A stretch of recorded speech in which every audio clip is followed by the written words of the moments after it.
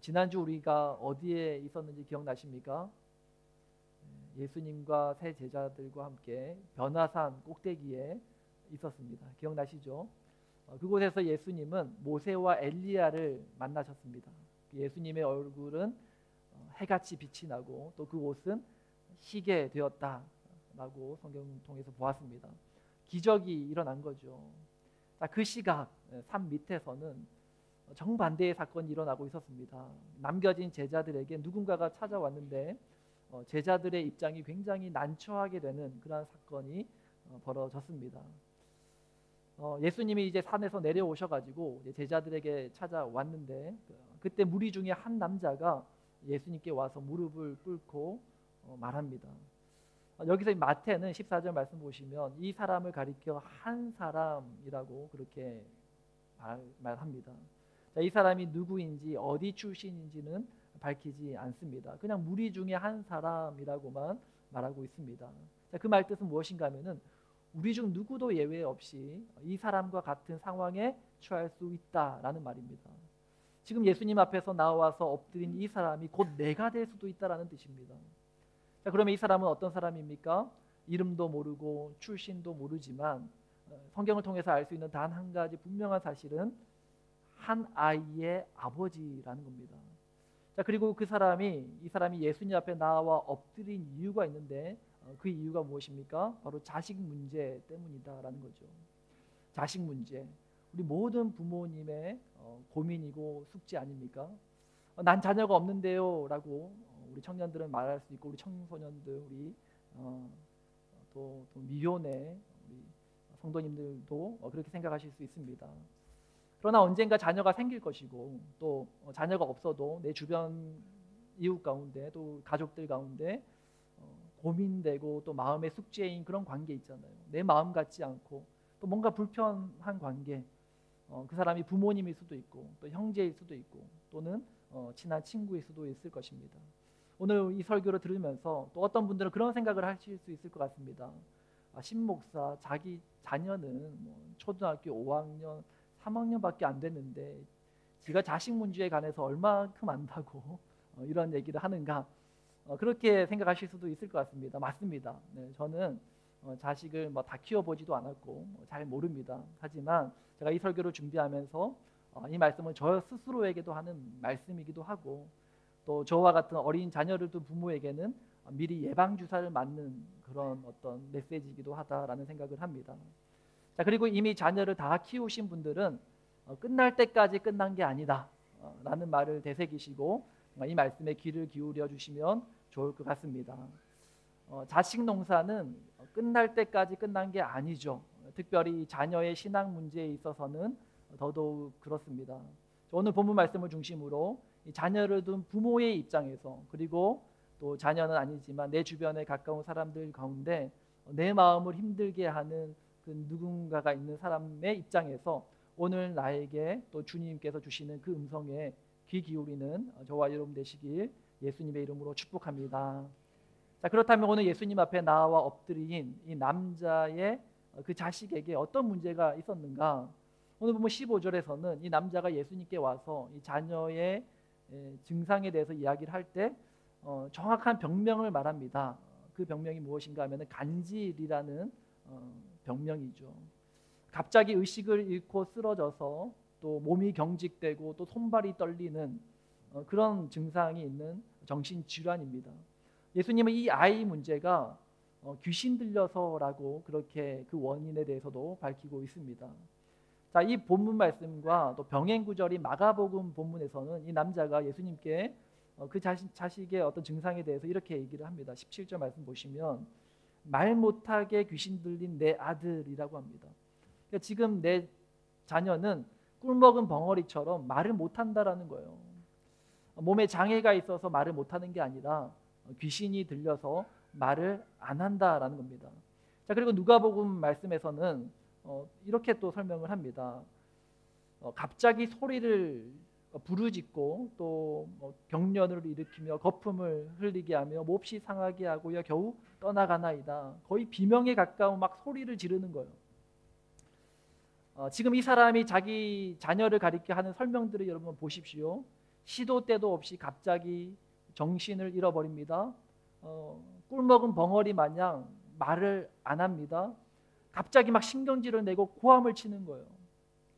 예전에 제가 중등부 사역할 때 몇몇의 부모님이 그러시더라고요. 저희 집에 꼭 이런 애가 한 명 있습니다. 그런 말씀을 하셨습니다. 맞습니다. 이 증상은 흡사 우리 청소년들 중에 사춘기를 심하게 앓을 때 나타나는 증상이기도 하고요. 또 50대 갱년기를 지나고 있는 분들도 이 비슷한 증상이 나타난다고 합니다. 호르몬 불균형으로 인한 히스테리를 부리는 것과도 같은 증상이죠. A 목사님, 증상은 비슷하지만 이들은 귀신 들린 건 아니잖아요. 사춘기 아이들이 증상은 비슷하지만 그들이 귀신 들린 건 아니잖아요. 그렇게 말씀할 수도 있을 것 같습니다. 근데 귀신 들렸다라는 것이 꼭 정신병처럼 거품 물고 쓰러져야만 귀신 들린 겁니까? 영혼이 병든 상태, 영혼이 하나님과 멀어져서 나타나는 상태, 다시 말해서 사탄 마귀가 가장 좋아할 만한 상태라고 한다면 그게 귀신 들린 사람과 심각성과 정도의 차이는 있지만 거의 비슷하다라고 생각할 수 있습니다. 문제를 문제로 인식하지 않으면 그 문제를 방치하게 되고 나중에는 도저히 손 쓸 수 없는 상태가 되어버립니다. 사춘기 자녀들 시간 지나면 알아서 괜찮아진다던데요. 맞습니다. 괜찮아지겠죠. 그런데 사춘기 때 하나님으로부터 떠난 자녀가 사춘기가 끝나고 나서 알아서 하나님께 돌아오게 되지 않더라고요. 갱년기만 끝나면 다 좋아질 거예요. 맞습니다. 하지만 인생에 있어서 정말 중요한 시점에서 하나님의 마음을 헤아리지 못한다면 그 시기에 너무나도 많은 것들을 잃어버릴 수 있다라는 사실을 우리가 기억해야 된다라는 겁니다. 이 문제가 나의 문제라면, 그리고 우리 자녀의 문제라면 더 이상 이 상황을 방치해 두지 말고 예수님 앞에 나와 엎드려 이 문제를 해결함 받는 저와 여러분 되시길 예수님의 이름으로 축복합니다. 자, 마가복음 9장 21절에서 예수님께서 이 아이가, 이 자녀가 언제부터 이렇게 되었느냐라고 묻습니다. 그때 이 남자가 뭐라고 대답합니까? 어릴 때부터입니다 라고 대답을 하죠. 아주 어릴 때부터 귀신 들려서 오랫동안 고생해 온 것입니다. 어릴 때부터 그랬다라는 것을 봐서는 지금 이 자녀는 아마도 청소년 또는 청년쯤 된 것 같습니다. 그동안 부모가 얼마나 마음고생했으면 정말 고쳐보려고 아마 엄청난 많은 노력을 했을 것입니다. 그러다가 점점 시간이 흐르고 이제는 거의 자포자기 상태에 온 거겠죠. 자, 그러다가 세월이 많이 흘렀지만 혹시나 하는 마음에 용기 내어 이제 제자들에게 찾아온 겁니다. 간질인 자식을 데리고 집 밖에 나온다라는 게 쉬운 일이 아니었겠죠. 그것도 아주 어린 나이도 아니고, 어린 나이면 그래도 내 힘으로 이렇게 제어를 가능하겠지만 청소년이고 청년의 나이면 이 간질의 증세가 나타나면 제어하기도 힘든 상태입니다. 그럼에도 불구하고 이 부모는 이 자녀를 데리고 제자들을 찾아온 겁니다. 자, 그때 제자들이 어떻게 했습니까? 오늘 본문 16절 말씀 보시면 제자들이 그 자녀의 병을 고치지 못했습니다. 제자들에게는 아직 그 문제를 해결할 능력이 없었던 것이죠. 저는 이것이 오늘 우리의 현실이다라고 생각을 합니다. 우리 자녀들에게 영적으로 문제가 있는데 부모인 나에게도 이 문제를 해결할 능력이 없고, 또 부모가 자기 힘으로 안 되니까 믿음의 공동체를 찾아와서 맡겨보는데 거기서도 해결이 안 되는 거죠. 코로나 시대를 지내면서 이 문제를 우리가 여실히 드러나지 않았습니까? 코로나 때 교회 모임이 중단되니까 그동안 부모 따라 억지로 교회에 오던 청소년들이 코로나가 끝난 이후 청년이 되어서 교회로 돌아오지 못하는 그러한 청년들이 많다고 합니다. 가정에서 부모가 자녀의 신앙을 책임지지 못하고 교회도 이 아이들의 마음을 붙잡지 못하고 있는 겁니다. 자, 그렇다면 문제의 원인이 뭐였을까요?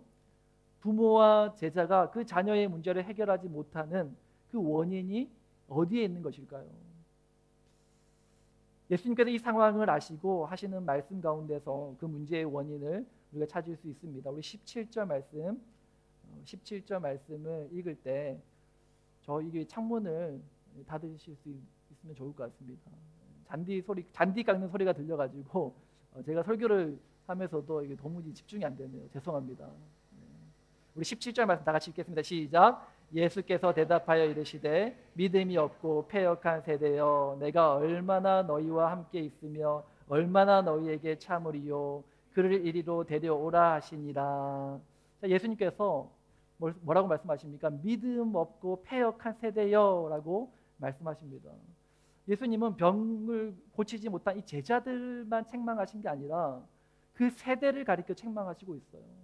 즉 이 문제를 방관하고 지금까지 끌고 온 이 부모의 문제와 또 그 병을 고치지 못한 이 제자들의 문제뿐만 아니라 이런 문제가 반복적으로 나타나게 만드는 그 공동체의 문제, 이 세대의 문제를 지적하고 있다라는 것입니다. 첫째로 믿음 없음에 대해서 책망하시는데 이 본문에서 발견하게 되는 이 믿음 없는 부모의 모습을 발견하게 됩니다. 마가복음 9장 22절 말씀인데요. 우리 함께 읽겠습니다. 시작. 귀신이 그를 죽이려고 불과 물에 자주 던졌나이다. 그러나 무엇을 하실 수 있거든 우리를 불쌍히 여기사 도와주옵소서. 지금 이 사람이 예수님께 와서 뭐라고 말씀합니까? 무엇을 하실 수 있거든. 이 사람이 예수님 앞에 왔지만 예수님께 하는 말에는 이미 확신이 없어요. 믿음을 찾아볼 수 없습니다. 당신이라고 크게 다를 게 있겠냐마는 뭐라도 해볼 수 있다면 한번 고쳐봐 주십시오. 그런 뜻 아닙니까? 예수님이 이 사람에게 뭐라고 말씀합니까? 할 수 있거든이 도대체 무슨 말이냐? 믿는 자에게는 능치 못함이 없느니라 라고 말씀하시죠. 부모 스스로가 확신이 없는데 그 자녀에게서 무슨 변화를 기대할 수 있겠냐라는 것입니다. 부모가 성경 읽지 않는데 자녀가 어떻게 이 성경이 하나님의 말씀이라는 것을 깨닫고, 부모가 기도하지 않는데 자녀가 어떻게 하나님과 영적인 교제를 나누겠느냐라는 거죠. 부모가 스스로 예배보다 다른 일상에 더 중요한 것들이 많은데 자녀에게 주일에 교회 가자 한들 그것이 먹히겠냐라는 겁니다. 자녀의 믿음 없음의 문제의 1등 공신이 그 부모일 수 있다라는 거예요. 예전 우리 부모 세대의 신앙 교육을 한번 생각해 보십시오. 조금 율법적이긴 했지만 얼마나 간절하고 얼마나 확고했고 얼마나 분명했습니까? 주일을 거룩하게 지키라는 그 말씀대로 주일에 일요일에는 10원도 쓰지 못하겠단 말이에요. 그렇게 가르침을 받았습니다. 심지어 주일에는 공부 안 해도 된다고, 공부하지 말라고. 제 고3 때 학교에서 일요일에 전교생 학교 다 불렀거든요. 부모님이 그걸 아시고 안 가도 된다고. 주일에 교회 가서 예배 드려야지 무슨 학교로 가냐고. 주일에 아프다고 하면 죽어도 교회 가서 예배 드리다가 죽으라고. 실제로 그렇게 얘기했다는 게 아니고 제가 그렇게 느꼈다라는 겁니다. 이 단어를 쓴 건 아니지만 거의 그런 뉘앙스였어요. 저는 부모님을 보면서 그 시절 제 기억 속에 남는 한 가지는 무엇인가 하면 신앙이 1순위였다라는 거예요. 다른 무엇보다도 하나님만 잘 믿으면 돼. 예수님만 잘 믿으면 돼. 우리 부모님 생각하면 딱 그거 하나 떠올랐습니다. 근데 지금은 어떻습니까?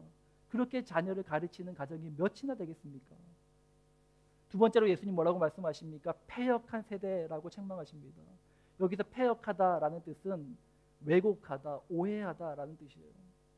이 세대가 하나님께 대한 왜곡, 하나님께 대한 오해로 가득하다라는 겁니다. 누가 그렇게 만들었냐는 거죠. 제자 공동체가 그렇게 만들었다는 겁니다. 교회 공동체가 그렇게 만들었다라는 거예요. 예수님을 따르는 제자들의 마음이 이 당시에도 순수하지 못했습니다. 아직도 예수님이 왕 되시며 우리도 한 자리 차지해서 잘 먹고 잘 살아보겠다라는 그런 생각을 가지고 있었다라는 거예요. 그런 제자들에게서 무슨 능력이 있겠냐라는 거죠. 하나님께 대한 왜곡과 오해만 만들어낸 것입니다. 하나님은 자기 성공을 위해서라면 얼마든지 이용 가능한 존재로 가르친 거예요. 하나님께 기도하면 모든 것을 다 이루어 주신대. 하나님 잘 믿고 신앙생활 열심히 하면 너 성공해서 돈 많이 벌 수 있어. 좋은 대학 갈 수 있어. 그 말 믿고 우리 자녀들이 기도하는 거예요. 시험 기간 앞두고 열심히 기도합니다. 근데 시험 성적 떨어지면 그 탓을 누구에게 돌리겠습니까? 하나님 탓하는 거예요. 나 분명히 기도 열심히 했는데. 자기가 공부 안 해놓고는 내가 분명히 열심히 예배도 드리고 열심히 기도도 했는데 왜 하나님 내 기도 안 들어주냐는 거죠. 그러다가 결국 하나님은 없다 말하고 교회를 떠나버리는 겁니다. 그 결과 누가 만든 거예요? 교회 공동체가 만든 거예요. 그렇게 잘못 가르친 겁니다. 이 세대를 바라보시는 예수님의 마음은 어땠을까요? 17절 말씀 우리 함께 다 같이 다시 한번 읽어보겠습니다. 시작. 예수께서 대답하여 이르시되 믿음이 없고 패역한 세대여 내가 얼마나 너희와 함께 있으며 얼마나 너희에게 참으리요 그를 이리로 데려오라 하시니라. 내가 얼마나 너희와 함께 있으며 얼마나 너희에게 참으리요. 내가 얼마나 더 너희와 함께 있어서 너희에게 일일이 다 이것들을 다 가르쳐 줘야겠냐. 내가 밥을 다 일일이 떠먹여 줘야 되고 내가 언제까지 너희를 참고 기다려줘야겠냐. 여기서 예수님의 무슨 마음이 느껴지십니까? 어떤 마음이 느껴지세요? 예수님의 복창 터지는 듯한 답답한 마음이 느껴지지 않습니까? 이제까지 3년 반 동안 그렇게 데리고 다니면서 합숙하면서 가르쳤는데 그 제자들의 모습에서 1도 변하지 않는 겁니다. 그 모습 보면서 예수님의 마음이 속이 터지는 거예요. 답답한 거예요.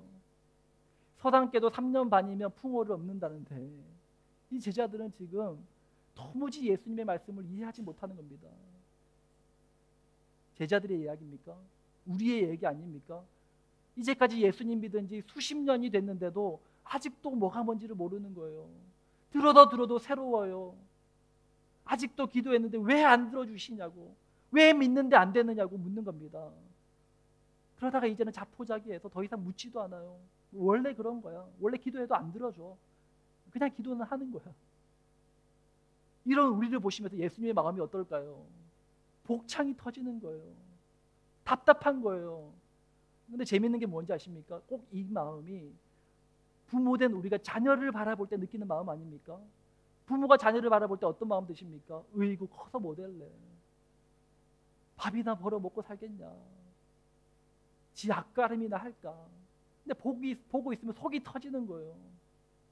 꼭 자녀가 아니더라도 우리가 주변에 누군가를 바라볼 때 느껴지는 그 답답함 있잖아요. 저게 집사라고, 저게 목사라고.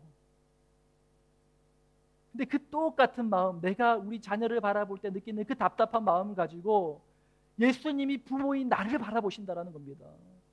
자녀 때문에 답답해하는 나를 바라보시면서 예수님이 속이 터지는 거예요. 왜 이렇게 믿음이 없느냐? 왜 이렇게 나를 모르느냐? 왜 이렇게 너의 자녀를 모르냐? 나에게는 다 계획이 있는데 왜 내 계획에는 안중에도 없고 너 생각만 가르치려고 하고 내 의견은 묻지도 않고 왜 네 생각대로만 키우려고 하느냐? 답답하신 거예요. 주님 결국 뭐라고 말씀하십니까? 그를 이리로 데려오라. 예수님 앞으로 데려오라는 거예요. 모든 문제는 예수님 앞에 세워질 때 해결될 것입니다. 문제는 우리가 자녀를 예수님 앞에 데려가지 않고 능력 없는 제자들에게만 데려가고 있다는 거예요. 교회 데려다 와서 앉혀놓으면 달라질 거라고 생각합니다. 달라지지 않아요. 자녀를 데리고 예수님 앞으로 가야 합니다. 함께 가야 되는 거예요. 함께 말씀 봐야 되고요. 함께 기도해야 되고요. 함께 주님을 묵상해야 되고요. 함께 하나님을 배워가야 된다는 것입니다. 이번 주 수요 예배 자녀와 함께 와서 자녀와 함께 예배 드려주시기 바랍니다. 엄마 아빠 손잡고 함께 하나님을 예배할 때 그 순간 부모의 신앙이 자녀에게 전수되는 거예요. 오늘 본문에 등장하는 이 무명의 아버지는 비록 먼 거리를 돌아서 오랜 시간이 걸려가지고 왔지만 결국 자녀와 함께 예수님 앞에 섰습니다. 제자들에게 데려왔을 때 실패를 경험하고 그냥 포기하고 돌아갈 수 있었지만 그는 기다렸어요. 예수께서 돌아오실 때까지 인내하며 기다렸습니다. 청소년기에 자식이 발작을 일으키고 반항하면서 때를 써도 아랑곳하지 않고 이 자녀를 부둥켜 안고 끝까지 주님 앞으로 끌고 가는 거예요. 주님 오실 때까지 기다리는 거예요. 주님 만나 주실 때까지 기다리는 거예요. 포기하지 않아요. 자식이 청년이 되었습니다. 부모의 힘으로 감당이 안 돼요. 그래도 포기하지 않는 거예요. 그래도 그 자녀를 붙들고 주님 앞에 가는 겁니다. 신앙 양육 언제까지 해야 됩니까? 주님 다시 오실 때까지 하는 거예요. 이제 다 커서 청년이 되면 끝나는 겁니까? 아니죠. 결혼해서 시집 장가가 가면 끝나는 겁니까? 아닙니다. 내가 죽어서 주님 앞에 서게 되는 그날까지 부모는 자녀에게 신앙의 본이 되어야 된다는 것입니다.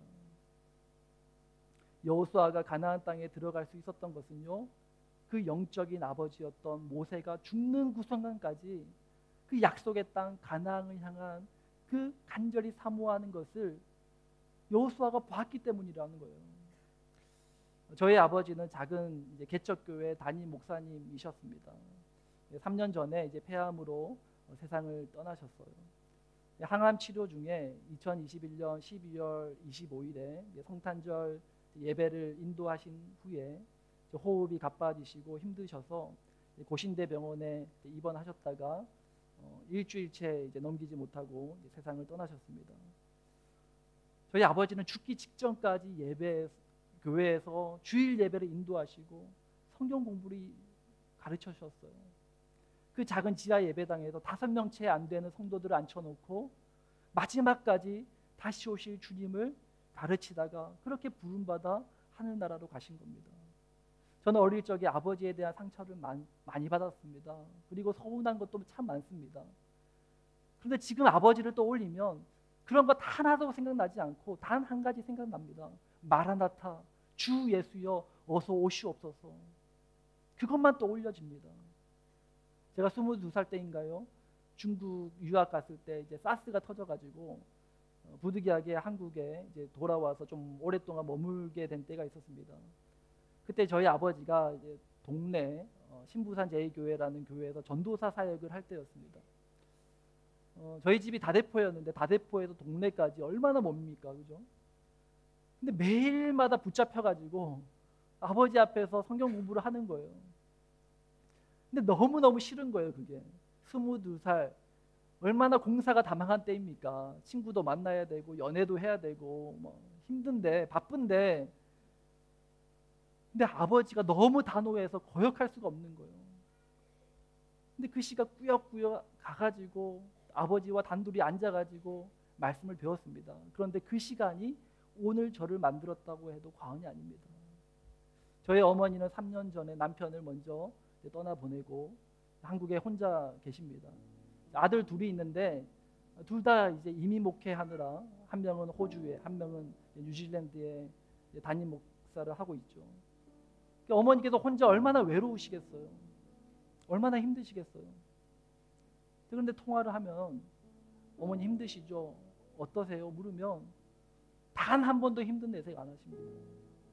너희가 목회 잘하고 있는 거 보는 것만으로도 엄마는 더할 나위 없어 너무 행복해. 저와 형의 교회 유튜브 설교를 하나도 빼지 않고 다 들으세요. 그리고 좋아요 누르십니다.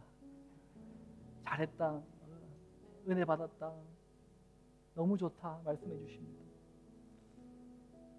성도 5명도 되지 않는 교회 목사 삼으로서 얼마나 힘드셨습니까?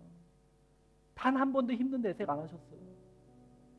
언제나 변함없이 그 모습 그대로 그 자리에 서 계신 어머니의 모습만 떠오릅니다.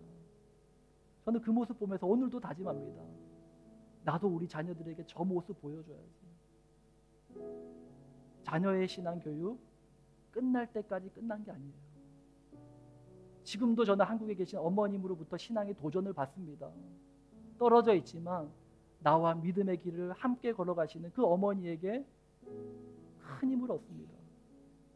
오늘 우리에게 맡겨주신 이 자녀들에게 부모된 우리가 신앙의 본을 보이고 주님 부르시는 그날까지 끝까지 포기하지 않고, 자녀가 비록 사춘기를 심하게 앓는다 할지라도, 이미 다 커버려서 청년이 되었다 할지라도, 이제 시집장가 다 가가지고 다 지하가림 하면서 산다 할지라도, 그럼에도 불구하고 끝까지 주님 부르시는 그날까지 우리에게 맡겨주신 그 자녀들의 신앙 양육을 포기하지 않고 자녀와 함께 주님 앞으로 나아가기를 힘쓰시는 저와 여러분 되시길 예수님의 이름으로 축복합니다.